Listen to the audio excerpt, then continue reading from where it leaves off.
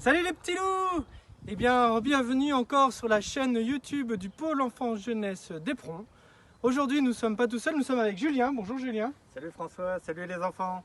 Cette deuxième séquence est consacrée à l'exposition, à l'explication du rucher. Mais avant de ça, on va se mettre en tenue. Et voilà!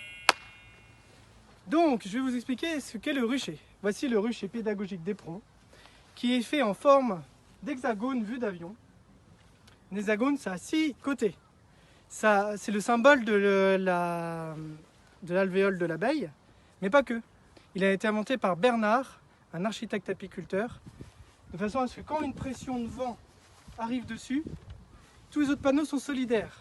Donc ce rucher a été mis en place grâce au conseil municipal d'Éperon, instauré, initié par Franck Guéguignard le maire, et aidé grâce à une association qui s'appelle les Petits Carrés de Caen, qui ont installé des ruchers comme ça dans l'agglomération caennaise. C'est celui-ci, c'est le deuxième. Il est en bois, il fait 2 mètres de haut pour respecter le code rural, de façon à ce que les gens puissent s'approcher sans que les abeilles leur volent dans les cheveux. Mais aussi, ça permet de l'installer à proximité des maisons. Si nous faisons le tour, venez par là, vous allez voir, il est pédagogique parce que il a des fenêtres encore en forme d'hexagone, de façon à ce que les adultes puissent voir ce qui se passe à l'intérieur, mais aussi une taille plus basse pour les enfants. Mais on peut dire aussi que c'est aux normes PMR. C'est quoi les normes PMR? PMR, ça veut pas dire préparation militaire réduite, au contraire de la préparation militaire marine d'Éperon dirigée par le lieutenant de vaisseau Franck Guéguignat. C'est quelqu'un qui peut être en fauteuil roulant.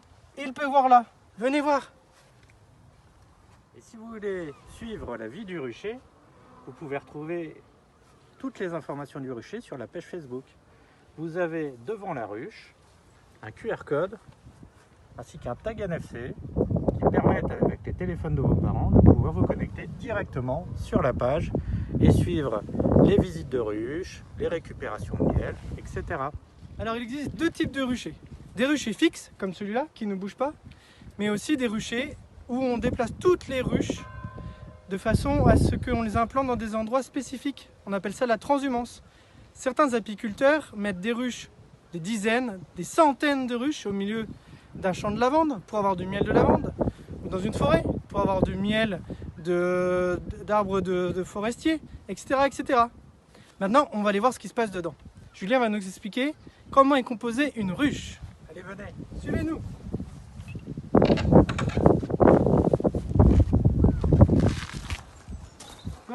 Et voilà, nous voici dans le rucher. Dans le rucher, vous avez 5 ruches. Pour les reconnaître, c'est facile. E, P, R, O, N. Éperon. Alors, dans une ruche, vous allez tout d'abord avoir le plancher de la ruche, sur lequel on va reposer la ruche et sur lesquels les abeilles vont pouvoir s'envoler pour aller butiner.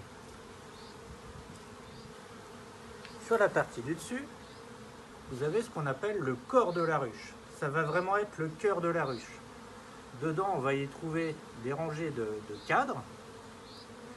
Et dans ces cadres, on va retrouver le couvain, c'est-à-dire les bébés abeilles qui vont naître et qui vont se transformer en abeilles pour aller butiner.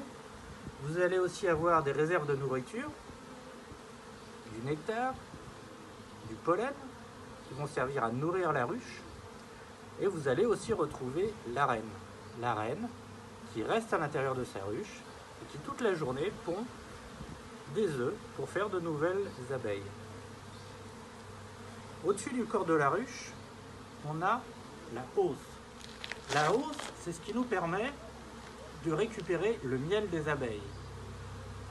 On va vouloir éviter de récupérer les œufs des abeilles, on va préférer les laisser tranquilles.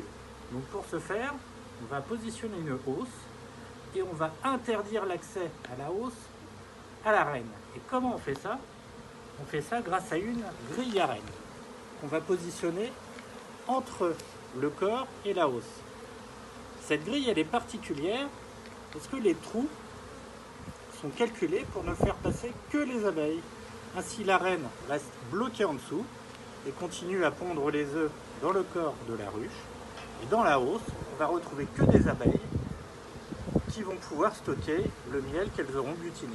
Et ainsi, à la récolte, l'apiculteur n'aura juste qu'à récupérer la hausse pour extraire le miel sans embêter les bébés abeilles. Au-dessus de la hausse, on va retrouver un couvre-cadre qui va protéger la ruche et sur le dessus, le toit de la ruche qui va la protéger des intempéries, de la pluie, de la neige, mais ça c'est des choses qui n'arrivent jamais ici. Alors là, nous sommes au mois d'avril. Le rucher a été implanté il y a pile un an, avril 2019.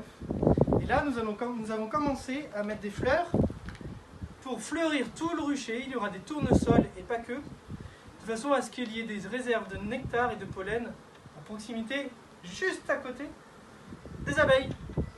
Voilà. Et voilà, vous savez tout du rucher pédagogique d'Éperon. On se retrouve bientôt pour une 3e séquence. D'ici là, portez-vous bien et que l'abeille soit avec toi.